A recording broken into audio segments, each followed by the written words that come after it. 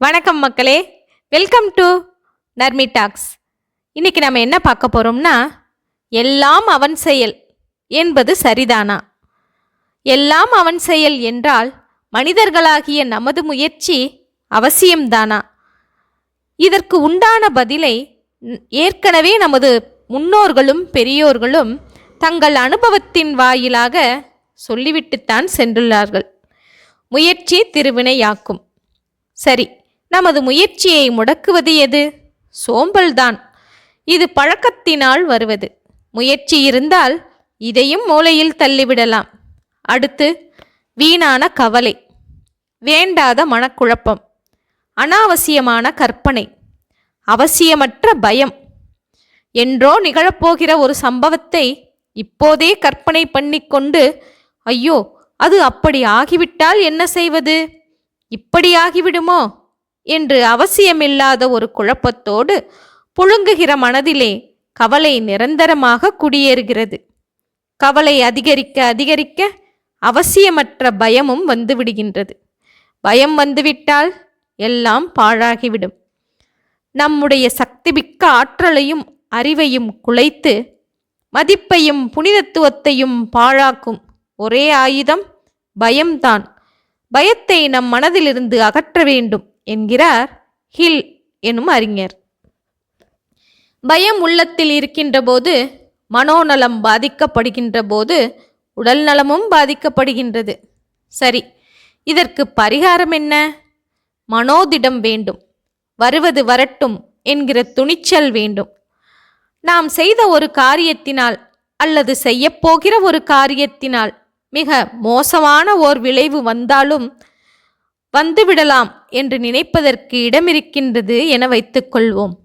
அப்படி வந்தால் அதை நான் அப்படியே ஏற்றுக்கொள்ளுகிறேன் என்று முன்னமே நாம் ஒரு முடிவுக்கு வந்துவிட்டால் பின்னால் நமக்கு வருகிற மோசமான விளைவு நம்மை பாதிக்காது.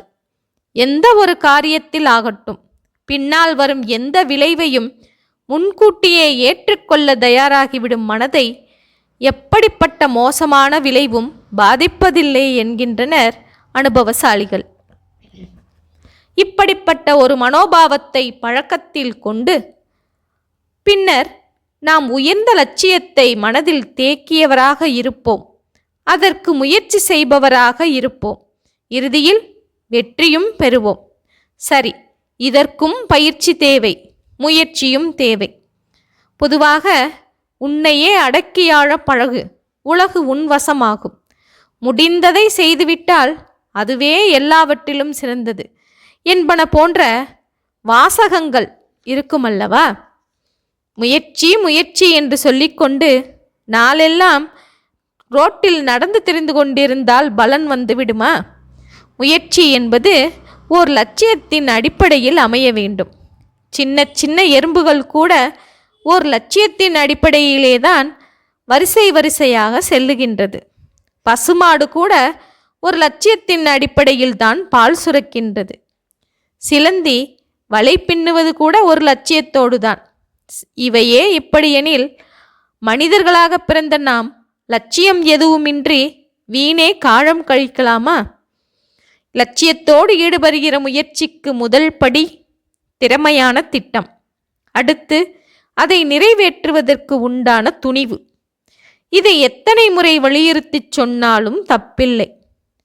அதற்கடுத்து மகிழ்ச்சியோடு செயலாற்றும் மாண்பு. பொதுவாக முகத்திலே புன் சிரிப்பில்லாதவன் கடை திறக்கக்கூடாது என்று சொல்லுவார்கள். முயற்சி செய்யும் லட்சியவாதிக்கும் இது பொருந்தும். எந்த நிலையிலும் துவண்டு விடாமல் இருக்க வேண்டும். அழுது புலம்பாமல் ஆனந்தமாய் செயலாற்ற வேண்டும். உற்சாகமாக உழைக்க வேண்டும். காரியங்கள் ஆற்றும்போது அவ்வப்போது சில கலக்கங்கள் தோன்றுவது சகஜம்தான். எடுத்துக்கொண்ட கடமையில் முழு மூச்சாக ஈடுபடுகின்ற போது இடையிடையே தோன்றும் தடைகளை தயங்காமல் தாண்டி செல்ல வேண்டும். சோதனைகளும் வேதனைகளும் நமக்கு மட்டுமே உரியதல்ல. அவதார புருஷனாகிய அந்த ஸ்ரீ ராமபிரானையே அது கலங்க வைத்தது. ராமாயணம் எனும் காவியம் உண்மை நிகழ்ச்சியா இல்லையா என்பது நமக்கு முக்கியமல்ல. அது சொல்லுகின்ற செய்தி எவ்வளவு ஆக்கப்பூர்வமானது என்பதுதான் நமக்கு தேவை. ராமாயணத்திலே ஒரு காட்சி. சீதையை ராமன் அபகரித்து சென்ற பின்னர் குடிலுக்கு திரும்பிய ராமன் சீதையை காணாமல் துடிதுடித்து போனான். துக்கமடைந்தான், அழுது புலம்பினான். அவதார சங்கல்பத்தின்படி அனுபவிக்க வேண்டிய மானுட துயரத்தை எவ்வளவு அடக்கி ஆள பார்த்தாலும் அவனால் முடியவில்லை. ராமனுடைய மனம் தளர்ந்து போய் கஷ்டப்படுவதைக் கண்ட லட்சுமணன் ஆறுதல் மொழிகள் சொல்லி வந்தான். பொருளை இழந்தால் அதை மறுபடியும் பெறுவதற்கு மனிதன் இடைவிடாத முயற்சியுடன் வேலை பார்க்க வேண்டும்.